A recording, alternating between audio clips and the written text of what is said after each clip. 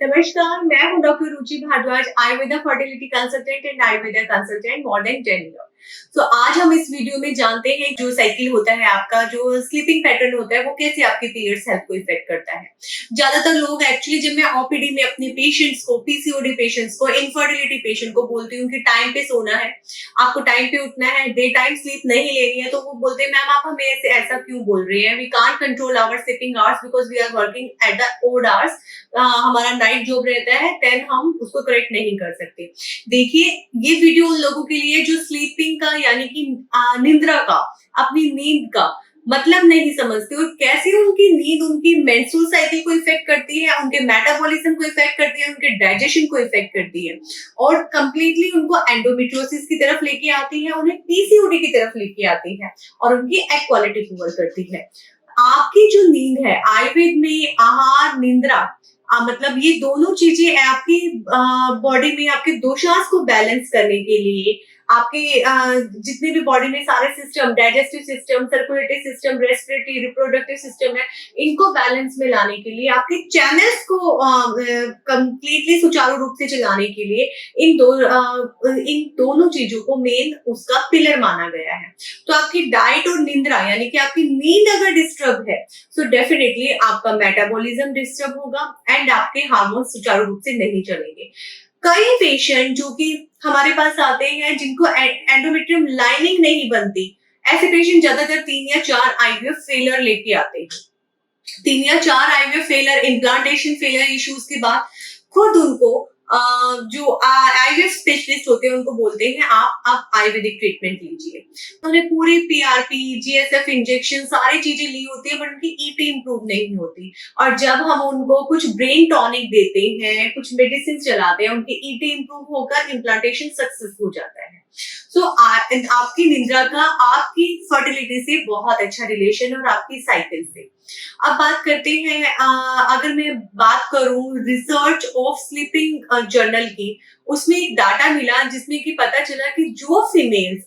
सिर्फ 6 घंटे से कम की नींद लेती थी या 6 घंटे की नींद लेती थी, उनको एंडोमेट्रियोसिस, पीसीओडी और बहुत सारे इश्यूज मिले पीरियड से रिलेटेड। बट जो उन्हीं के कंपैरेटिव जो फीमेल्स अपनी 7 से 10 घंटे की नींद लेती थी, 9 आवर्स की स्लीप लेती थी, तो उनमें इस तरह का कोई भी इश्यू नहीं मिला और उनका जो मेंस्ट्रुअल साइकिल है वो बहुत हेल्दी मिला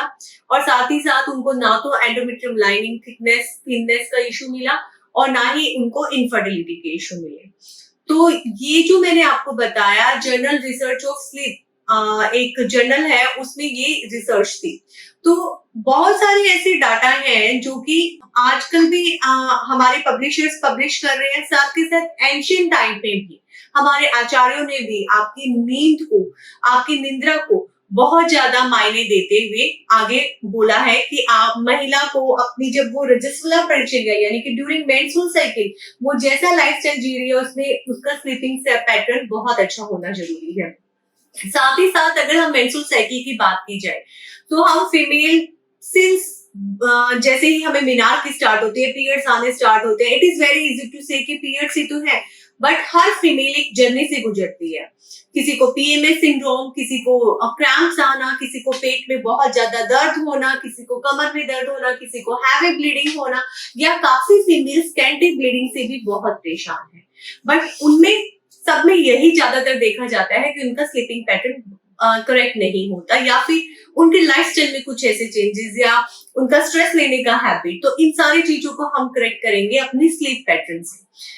आयुर्वेद बोलता है कि आपका मेंस्ट्रुअल साइकिल अपान वायु यानी कि आपकी 5 वायु में से एक अपान वायु होती है जो कि आपकी मेंस्ट्रुअल लाइनिंग को, आपकी जो एंडोमेट्रियम लाइनिंग होती है उसको शेड आउट करती है, मेंस्ट्रुअल ब्लीडिंग को निकालती है, डाउनवर्ड डायरेक्शंस में आती है। और अब वो अपान वायु जब आपकी बॉडी में डिस्टर्ब होती है तो डेफिनेटली आपका मेंस्ट्रुअल साइकिल रेगुलेट नहीं होगा, स्कैंटी साइकिल होगा, समटाइम्स क्लोथ्स हैवी ब्लीडिंग भी होगा। तो जो महिलाएं अपना स्लीपिंग पैटर्न सही नहीं रखती उनको इन सारे इश्यू से गुजरना पड़ता है। साथ ही साथ कई बार हम जब उनको स्कैन करवाते हैं तो उनको कोई एंडोमेट्रियोसिस नहीं मिलता, बट उनको फिर भी पेट में बहुत दर्द होता है ड्यूरिंग द साइकिल और हैवी क्लोथ्स ब्लीडिंग होती है। उनमें देखा गया है जब उनको स्लीपिंग आवर्स पूछते हैं तो सुबह 10 बजे उठना, रात को 1 बजे सोना, सो डेफिनेटली जिस टाइम पे हमें सो जाना चाहिए, हमारा मेटाबॉलिज्म, हमारा वात अच्छा बैलेंस रहना चाहिए, हम उस टाइम पे वो काम ना कर कर हम जाग रहे होते हैं या फिर हम सो रहे होते हैं। तो ये सारे पैटर्न को हमें ठीक करना पड़ेगा। जब जो हमारा शोणित होता है, आयुर्वेद में मेंस्ट्रुअल ब्लड को भी एक तरह से एक्सप्लेन किया गया है कि कौन सा मेंस्ट्रुअल ब्लड किस टाइप का है, यानी कि अगर वो बहुत ज्यादा जम जाता है, कपड़ों से साफ नहीं होता, तो डेफिनेटली वो आपका अच्छा आर्तव नहीं है, अच्छा ब्लड नहीं है। मेंस्ट्रुअल ब्लड अगर वो इजीली क्लीन हो जाता है तो दैट मीन आपका आर्तव यानी कि मेंस्ट्रुअल ब्लड आपका सही है, आप एक हेल्दी पीरियड एंजॉय कर रहे हैं। तो ये सारी चीजें हमारी संहिताओं में आयुर्वेदिक हर डॉक्टर जानता है और ये बहुत अच्छे से एक्सप्लेन है। सेम हम अगर हमारी बॉडी में वातस प्रकृति का अगर पेशेंट है तो उसको ज्यादातर क्या रहता है, पीरियड्स में पेन रहता है और उसको एंजाइटी बहुत रहते हैं पीरियड से पहले, और साथ के साथ उसको जलन, इरिटेशन ऐसा फील होता है। पित्त प्रकृति का जो पेशेंट है उनको क्या रहता है, उनको हैवी ब्लीडिंग होती है, उनको ब्रेस्ट में स्वेलोनेस होती है ड्यूरिंग द साइकिल, एंड कफस प्रकृति के पेशेंट को क्लॉट्स आना ज्यादातर रहता है और उसके साथ साथ उनको पीरियड्स में इरिटेशन, जलन और इस टाइप के इश्यू होते हैं। सेम अगर हम वातस प्रकृति के पेशेंट की जैसे बात करें तो वात का नेचर जो है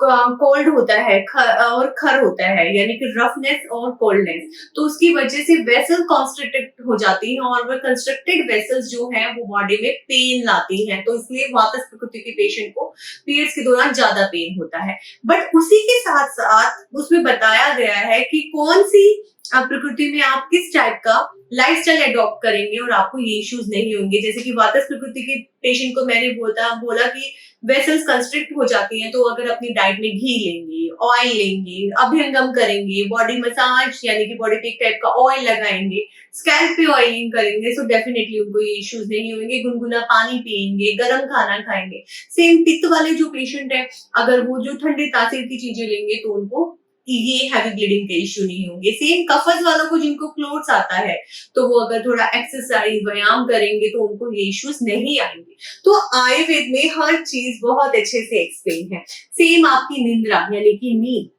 जो है वो आपकी वात को डिस्टर्ब करती है। जब आप सोते नहीं हैं और करेक्टेड आवर्स में नहीं सोते, अपनी बायोलॉजिकल क्लॉक को डिस्टर्ब करते हैं, तो आपका स्लीपिंग पैटर्न ऑलरेडी पीरियड्स में वात बड़ा होता है और वो और डिस्टर्ब हो जाता है। और वो डिस्टर्बेड वात यानी कि अपान वायु या तो स्कैंटी ब्लीडिंग करेगा या जरूरत से ज्यादा हैवी ब्लीडिंग करेगा या पीरियड्स मिस होंगे और वो धीरे धीरे कलेक्शन जो है आपकी पीसीओडी, ओवरियन सिस्ट या बहुत सारी जो आजकल मॉडर्न टर्म्स है उनमें कन्वर्ट हो जाती है। सो